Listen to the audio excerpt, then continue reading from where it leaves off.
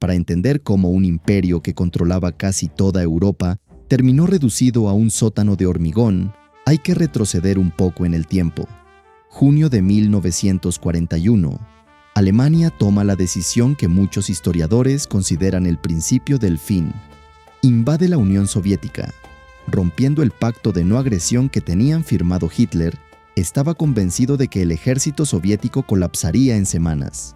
Sus generales le advirtieron del riesgo de luchar en un territorio inmenso contra un enemigo, con recursos humanos prácticamente ilimitados. Pero Hitler no escuchó. Al principio el avance es arrollador, llegan casi a las puertas de Moscú, pero el invierno ruso y la resistencia soviética frenan el avance y Alemania queda atrapada en un frente que no puede sostener indefinidamente. El punto de quiebre real llega en Stalingrado entre 1942 y 1943. Cientos de miles de soldados alemanes quedan rodeados en la ciudad sin suministros, sin refuerzos y con temperaturas de hasta 40 grados bajo cero. Hitler prohíbe la retirada, exige resistir hasta el final. El resultado es una de las derrotas más catastróficas de la historia militar alemana. El ejército que parecía invencible empieza a mostrar que puede ser derrotado, y los soviéticos pasan de defenderse a contraatacar, empujando a los alemanes hacia el oeste durante los siguientes 2 años. Mientras el frente oriental se desangra en junio de 1944, ocurre lo que Alemania más temía: un desembarco masivo de tropas aliadas en las playas de Normandía, Francia. Se abre un segundo frente en el oeste, justo cuando los recursos alemanes ya estaban agotados en el este.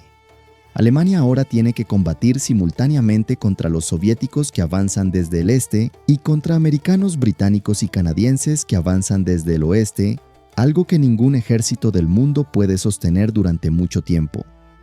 En diciembre de 1944, Hitler ordena un último gran intento desesperado, una ofensiva sorpresa contra las líneas aliadas en la región de las Ardenas, en Bélgica, buscando romper el frente occidental y forzar una negociación de paz favorable durante los primeros días. El ataque sorprende a los aliados, pero la falta de combustible, de refuerzos y de control aéreo hace que la ofensiva se hunda en pocas semanas. Es el último gran golpe que Alemania puede dar, y fracasa completamente. A principios de 1945, la situación es prácticamente irreversible. El ejército alemán combate en 2 frentes sin combustible suficiente, sin munición suficiente, y reclutando a adolescentes y ancianos para defender ciudades que ya estaban prácticamente perdidas. El imperio, que en 1942 llegó a controlar casi toda Europa continental, se reduce mes a mes, mientras los ejércitos soviéticos y aliados se acercan cada vez más al corazón de Alemania, Berlín. Abril de 1945, Berlín está rodeada. El Ejército Rojo avanza calle por calle y la capital del Tercer Reich se está convirtiendo en un cementerio. Adolf Hitler vive desde hace meses encerrado bajo tierra en el Führerbunker, un complejo de hormigón construido bajo la Cancillería del Reich a 8 metros de profundidad. Ahí dentro no hay luz natural ni ventanas, solo pasillos estrechos, generadores que zumban día y noche y un grupo reducido de personas que comparten los últimos días de un imperio que se derrumba. Eva Braun, su pareja desde hace años, decide quedarse con él, aunque podría haber escapado. Joseph Goebbels, su ministro de propaganda más fiel, se instala también ahí con toda su familia, su mujer Magda y sus 6 hijos pequeños. Fuera, las bombas caen constantemente, la Cancillería en la superficie es ya prácticamente un montón de escombros. Pero abajo Hitler sigue dando órdenes a ejércitos que ya no existen. Mueve en los mapas divisiones militares que fueron destruidas semanas antes. Nadie se atreve a decirle la verdad completa. Hablamos de un hombre que controlaba Europa entera hace apenas 3 años y que ahora vive encerrado bajo tierra, negando la realidad que se desmorona sobre su cabeza. Pero lo que más le devasta a Hitler en sus últimos días no son las bombas ni el avance soviético. Es algo mucho más personal: la traición de los hombres en los que confió toda su vida.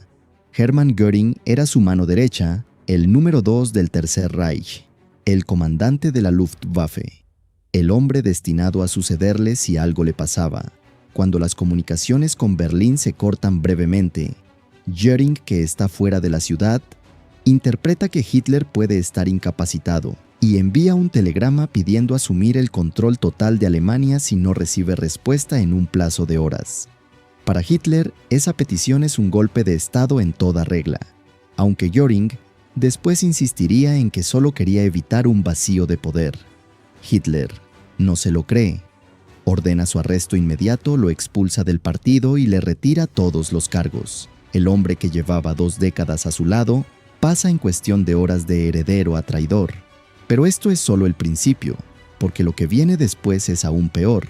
Heinrich Himmler, el jefe de las SS, el hombre que construyó el aparato de terror del régimen, era conocido por Hitler, con un apodo cariñoso, mi leal Heinrich. Nadie en el círculo cercano del Führer parecía más incondicional que él.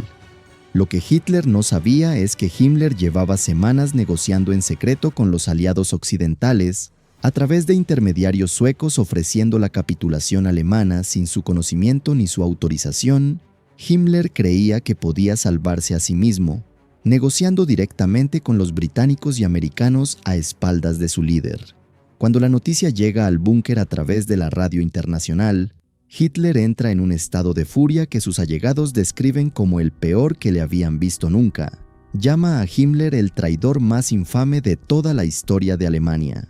Lo expulsa del partido y ordena su arresto, aunque para entonces ya es imposible ejecutarlo. Hay un tercer nombre que también pesa en esos días, Martin Bormann, su secretario personal, el hombre que controlaba el acceso a Hitler y que durante años acumuló un poder silencioso enorme, manejando la información que llegaba o no llegaba al líder. Bormann se mantiene cerca hasta el final. Pero incluso él empieza a mover sus propias piezas pensando en una posible huida. En menos de una semana, los hombres en los que más había confiado durante más de 20 años de carrera política lo habían abandonado, cada uno buscando salvarse por su cuenta mientras él se hundía con el régimen que habían construido juntos. En medio de este colapso absoluto, Hitler toma una decisión que sorprende a todos. Decide casarse con Eva Braun, la mujer que ha estado a su lado en privado durante más de una década, pero que casi nunca apareció en público. La ceremonia se celebra dentro del propio búnker, en la madrugada del 29 de abril de 1945. Un funcionario civil reclutado de emergencia entre las tropas que defendían la zona oficia la boda. Los testigos son Joseph Goebbels y Martin Bormann. Es una ceremonia breve, casi administrativa, en medio de un ambiente de derrota total. Esa misma noche, Hitler dicta 2 documentos, su testamento personal y su testamento político. En el testamento político no asume ninguna responsabilidad por la guerra ni por el Holocausto. Culpa a los judíos de haber provocado el conflicto y culpa a sus propios generales militares de la derrota. Afirma que él luchó hasta el final por Alemania. Designa como sucesores a un nuevo gobierno con el almirante Karl Dönitz como nuevo presidente del Reich. Goebbels sería canciller, pero Goebbels nunca llegaría a ejercer ese cargo más de unas pocas horas. El 30 de abril de 1945, con las tropas soviéticas a pocas calles de la Cancillería, Hitler decide que ha llegado el momento.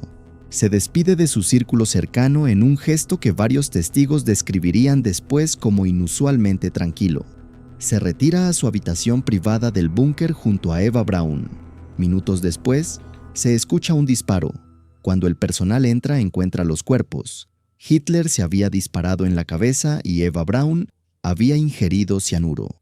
Siguiendo instrucciones que él mismo había dejado, los guardias suben los cuerpos al jardín de la Cancillería, los rocían con gasolina y los queman. Hitler había dado esa orden específicamente porque no quería que su cuerpo terminara expuesto como trofeo de guerra ante los soviéticos, algo que sabía que ocurriría si lo capturaban con vida o muerto. Los restos calcinados quedaron parcialmente enterrados en un cráter de bomba cerca del búnker. Lo que ocurre al día siguiente dentro del búnker es uno de los episodios más oscuros de toda la guerra. Joseph Goebbels y su esposa Magda habían llevado a sus 6 hijos pequeños a vivir con ellos en el refugio durante las últimas semanas del conflicto. Magda Goebbels, una convencida nazi hasta el final, declaró a varios testigos del búnker que no quería que sus hijos crecieran en un mundo sin nacionalsocialismo. La noche del 1 de mayo, con la ayuda de un médico de las SS, administró a cada uno de sus 6 hijos una dosis de cianuro mientras dormían. Después ella y Joseph Goebbels subieron al jardín de la Cancillería y se quitaron la vida siguiendo el mismo procedimiento que Hitler un día antes. Es uno de los crímenes más perturbadores asociados a la caída del régimen. 6 niños inocentes que no tuvieron ninguna decisión sobre el destino que sus padres eligieron para ellos. Con Hitler muerto y la cúpula nazi desintegrándose, el resto de los ocupantes del búnker intentaron huir de Berlín en pequeños grupos. Aprovechando la confusión de la batalla, algunos lo consiguieron, otros fueron capturados o murieron en el intento. El 2 de mayo de 1945, Berlín se rindió oficialmente a las fuerzas soviéticas. Una semana después, el 8 de mayo, Alemania capitulaba de forma incondicional, poniendo fin formal a la guerra en Europa.